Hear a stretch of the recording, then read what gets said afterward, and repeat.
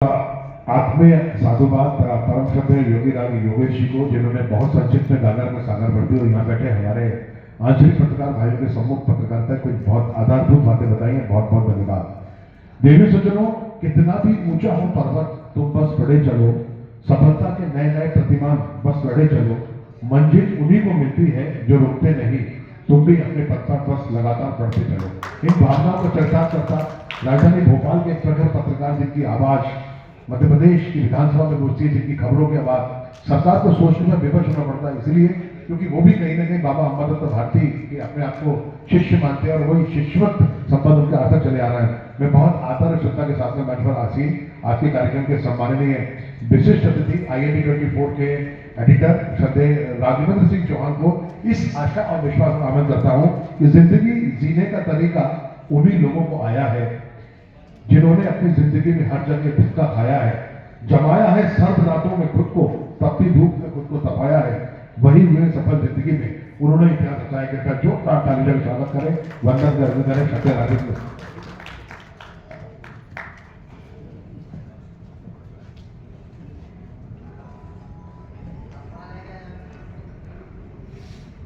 साथियों, मैं तो आपके घर का ही हूँ। हर बार आके एक ही बात बोलता हूँ कि सीहोर मेरा घर है और यहाँ के लोग, हम अखबार के जो संपादक हैं, पत्रकार हैं, उनके माई बाप। क्योंकि प्रभात जोशी जी अक्सर अपने आर्टिकल लिखते थे कि, और साथ में जो नए इंडिया के संपादक हैं व्यास जी, हरिशंकर व्यास जी, वो लिखते हैं कि पाठक माई बाप। तो पत्रकारों के माई बाप तो पाठक है, अगर वो पढ़ना बंद कर दे तो पत्रकारिता जीरो पर आ जाएगी। मैं आदरणीय मंच को प्रणाम करता हूँ। हमारे पुरखे में कहूँगा आदरणीय सुधीर सक्सेना जी को, जब वो माया पत्रिका में खबर लिखते थे, जब देश में माया का और उनके सुधीर सक्सेना जी के आलेखों का, खबरों का डंका पिटता था, तब हम कॉलेज में पढ़ा करते थे। तो मैं आदरणीय सुधीर जी के चरणों में प्रणाम करता हूँ और हम सबके गुरु आदरणीय स्वर्गीय अम्बादत्त भारती जी लोग कह रहे हैं कि मैं उनके शिष्य की तरह हूँ। शिष्य की तरह नहीं, मैं उनका शिष्य ही हूँ। और हम भोपाल से अक्सर आया करते थे सर्दियों में, गर्मियों में, बारिश में, रात को 10 बजे, 11 बजे, 12 बजे सीहोर में जब लोग सो जाते थे। और भारती जी के साथ हम कभी भोपाल नाके पे, कभी इंदौर नाके पर रात भर बैठते थे, चाय पीते थे। और जब सुबह की पौं फटती थी 5 बजे, 5:30 बजे, यहाँ से मोटरसाइकिल से हम वापस भोपाल जाया करते थे और उनसे रात में बैठ के जो किस्से कहानी सुनते थे, वही हमारी शिक्षा की पत्रकारिता की। और उनकी उस शिक्षा के बाद फिर मैंने ग्रामीण पत्रकारिता शुरू की। मैं अपने गांव का संवाददाता बना, देशबंधु में, दैनिक जागरण में। फिर मैं उसके बाद शांति प्रकाश का अखबार निकलता है, उसमें मैं सिटी रिपोर्टर रहा। और बाद में 1985 में दैनिक जागरण में क्राइम रिपोर्टर बना और तब से मेरी यात्रा चल रही है। और जिस समय मैं पत्रकारिता में आया तो मैं ये बहुत फख्र के साथ कह सकता हूँ कि तब पत्रकारिता मंदिर में बैठी हुई एक देवी की तरह थी। लोग पत्रकारिता और पत्रकार को बहुत इज्जत से देखते थे। लेकिन जब हम पत्रकारिता में 85 में आए, 1985 में, तो मुझे बहुत दुख के साथ कहना पड़ रहा है कि जो पत्रकारिता की देवी मंदिर में बैठी हुई थी, हमने उसे मंदिर से निकालकर मुजरे खाने तक ले गए। ये हमारी पीढ़ी का दुष्कर्म है। हमें सुधीर सक्सेना जी, अम्बादत्त भारती से जो परंपरा मिली थी, हमने उसको थोड़ा दूषित किया और वो देवी को हम मुजरे खाने तक ले आए। लेकिन अब मैं बहुत कड़वा शब्द बोल रहा हूँ, क्योंकि पिछले 38-39 सालों से हम पत्रकारिता को जी रहे हैं, उसी को ओढ़ रहे हैं, उसी को बिछा रहे हैं। हम जिस पत्रकारिता को मुजरे खाने तक लाए, सुधीर जी भाई साहब, बहुत दुख के साथ मुझे कहना पड़ रहा है कि आज की जो पत्रकारिता की पीढ़ी है वो उसे रेड लाइट एरिया में जाएगी। ये कड़वा शब्द है लेकिन सच यही है। हमारे सामने कोई ना बोले, लेकिन हमारे पीठ पीछे लोग इसी तरह की प्रतिक्रिया व्यक्त करते हैं। और जब हम जर्नलिज्म में आए थे तब एक नारा चलता था, दलालों पत्रकारिता छोड़ो। आप लोग को याद है? सुधीर जी के जमाने में नारा उसके पहले गढ़ा गया था, दलालों पत्रकारिता छोड़ो। और फिर उसकी दूसरी लाइन थी, पत्रकारों दलाली छोड़ो। जब मैं अपनी बात खत्म करूंगा तो मेरा आपसे आग्रह है कि मैं आपसे जब ये बात कर रहा हूं तो मुझे रोमांच हो रहा है, मेरे रोए खड़े हो रहे हैं कि जब मैं ये नारा लगाऊं कि दलालों पत्रकारिता छोड़ तो आपकी तरफ आना चाहिए इसका जवाब। और मैं 2-3 संक्षेप में बात करूंगा। जर्नलिज्म की तो मैंने बहुत कड़वी बात आपको बताई है, लेकिन समाज के हर क्षेत्र में गिरावट है। आप देखिए कि आज एक खबर है कि एक प्रोफेसर अपनी छात्रा के साथ कैसा व्यवहार कर रहा है, उसको अश्लीलता के मैसेज भेज रहा है, उसके फोटो बना रहा है, उसको छू रहा है, एक कॉलेज का प्रोफेसर। दूसरी घटना है दिल्ली की, जहां एक जस्टिस के घर आग लगती है और पैसे मिलने की अफवाह आती है।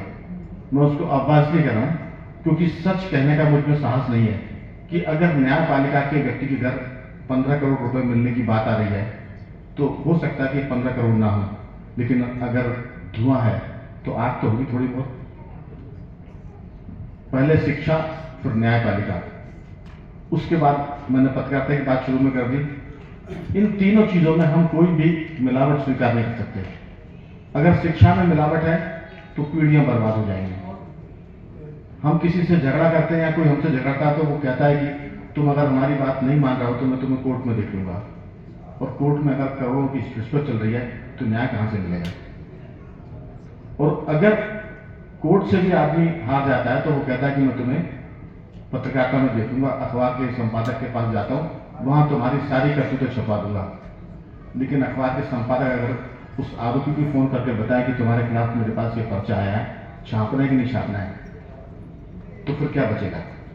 ये तीन चीजों में, पत्रकारिता में, न्यायपालिका में और शिक्षा जगत में कोई मिलावट, कोई गिरावट स्वीकार नहीं है। अगर यहां गिरावट आएगी तो फिर कुछ बचेगा नहीं। ये हम सब जानते हैं, मैं कोई नई बात नहीं कर रहा हूं। जो मेरे साथी बैठे हैं इस सभागार में उन सबको पता है। और मैं एक ऐसी बात कर रहा हूं जो हो नहीं सकती। मैं सिर्फ इतना कह रहा हूं कि अगर आप पत्रकारिता कर रहे हैं तो भगवान के लिए पत्रकारिता करें, उसमें कोई मिलावट ना करें। अगर आप मिलावट करेंगे तो हमारे पुरखों ने जो पत्रकारिता ओढ़ी बिछाई है, हम उसे दूषित करेंगे, उसके साथ बलात्कार करेंगे। ये भी शब्द मैं बहुत माफी के साथ सुधीर जी कह रहा हूं कि अगर हम पत्रकारिता के साथ दुष्कर्म करेंगे तो कल के दिन ये हमारा घर, ऐसे मैं खुलकर बात कर रहा हूं, लोग पत्रकार के सामने कुछ ना कहें, बाद में गाली बकते हैं। अगर जो गांव का पत्रकार है, आंचलिक पत्रकार है, उस पर जिम्मा है पत्रकारिता का। शहरों की पत्रकारिता तो बहुत रिफाइंड हो जाती है, जो खबरें आती गांव से छनकर वो असली खबरें होती है। तो मेरा आपसे आग्रह, क्योंकि मैंने गांव की पत्रकारिता भी की है, शहर की भी की है, और आज आपके सामने खड़ा हूं। मैं इलेक्ट्रॉनिक मीडिया में भी काम कर रहा हूं। IIT24 में मैं प्रबंध संपादक हूं और एक मेरा लाइव प्रोग्राम आता है रोज रात को 9:30 से 10 के बीच में, बाखबर के नाम से। मुझे बहुत गर्व है कि मैं अम्बादत्त भारती जी की उस पीढ़ी को आगे बढ़ाने की कोशिश कर रहा हूं जो हमने उनसे सीखा था।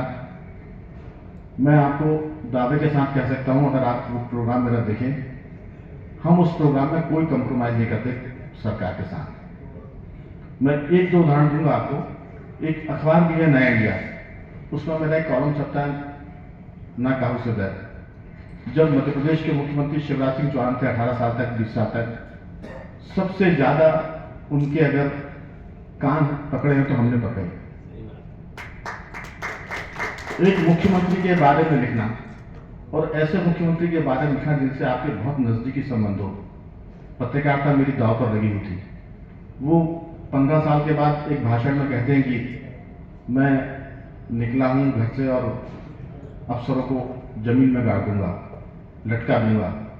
तब हमने इस पर डिबेट की और अखबार में लिखा कि श्रीमान शिवराज सिंह जी, वो तो दस्तावेज है अखबार में लिखा हुआ, कि आप ही तो 15 साल से मुख्यमंत्री हैं।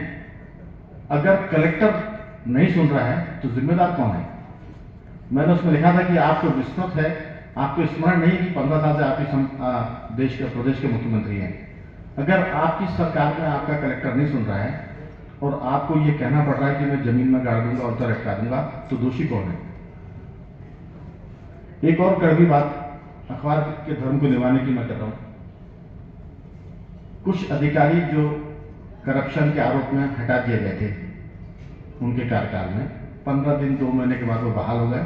जब 1 घटना हुई, 2 घटना हुई, 3 घटना हुई, 4 हुई, तो मैंने अपने कॉलम में लिखा कि अगर आप ईमानदार हैं तो आपके आसपास बेईमान क्यों हैं? दरअसल आपको लिखने से कोई नहीं रोक रहा है। अब तो सोशल मीडिया है, किसी अखबार में अगर कोई मैनेजमेंट की पॉलिसी है तो ना लिखें उसमें, सोशल मीडिया पर तो लिख सकते हैं सच हम। सोशल मीडिया पर सच लिखने से किसने रोका है? अगर आप सच लिखेंगे तो मेरा दावा है कि उस थाने का टीआई, उस इलाके का तहसीलदार, एसडीएम, कलेक्टर आपकी माने इज्जत भली ना करें लेकिन आपका अपमान नहीं कर सकते। आज गली गली में पत्रकारों का अपमान हो रहा है, इस सच को जानना पड़ेगा। हमको जो विरासत मिलती है हमारे पुरखों से, हम उसको धूल दूषित कर रहे हैं। पत्रकारिता जरिया नहीं है दलाली का, अफसरों से संबंध बनाकर काम कराने का जरिया नहीं है। मेरा मानना है कि जो लोग काम कर रहे हैं उनके घर परिवार हैं, उनको भी पैसे की जरूरत है, उसके लिए दूसरे काम करें।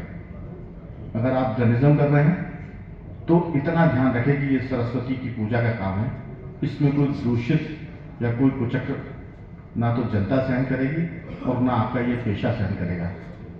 बस इतनी सी मैं बात करूंगा, क्योंकि शिक्षा, न्यायपालिका और पत्रकारिता, तीसरा एक पेशा और है सुधीर भाई साहब, वो है चिकित्सा। मास्टर, डॉक्टर, जज और जर्नलिस्ट, इनमें चारों में मिलावट अगर हुई तो समाज नहीं बचेगा। आजकल डॉक्टर कैसे काम कर रहे हैं नर्सिंग होम में सबको पता है। अगर आपके पास पैसे नहीं है तो इलाज नहीं करते, जबकि डॉक्टर के पेशे में शपथ होती है कि आप शत्रु भी कोई आया तो उसका इलाज करेंगे। पैसा नहीं होने पर जान चली जाती है, मरीज की मौत, इलाज नहीं करते। कई बार देखते हैं कि आदमी मर गया, वेंटिलेटर पर लगा के उसका बिल बना रहा है लाखों रुपए का। तो देश में ये तीन चीजें दूषित हो रही है। बाकी का जिम्मा हम नहीं ले सकते, लेकिन हम जिस पेशे में हैं उसको सुधारने का जिम्मा ले सकते हैं। गंगा का प्रदूषण भले ना रुके, नर्मदा जी को प्रदूषण से हम भले ना बचा पाए, लेकिन मेरी आपसे हाथ जोड़कर विनती है कि कम से कम पत्रकारिता को प्रदूषण से बचाएं, क्योंकि अगर आप नहीं बचाएंगे तो हमारी अगली पीढ़ी पत्रकारिता का नाम सम्मान से नहीं लेगी। जिस सम्मान से सुधीर जी ने हमको ये विरासत सौंपी है पत्रकारिता की, हम उसको जी रहे हैं। ठीक से जिएंगे तो हमारा सम्मान भी रहेगा और देश दुनिया भी चलती रहेगी। इतनी सी बात मैं करूंगा। बाकी आपका बहुत आभार और धन्यवाद। बहुत बहुत धन्यवाद।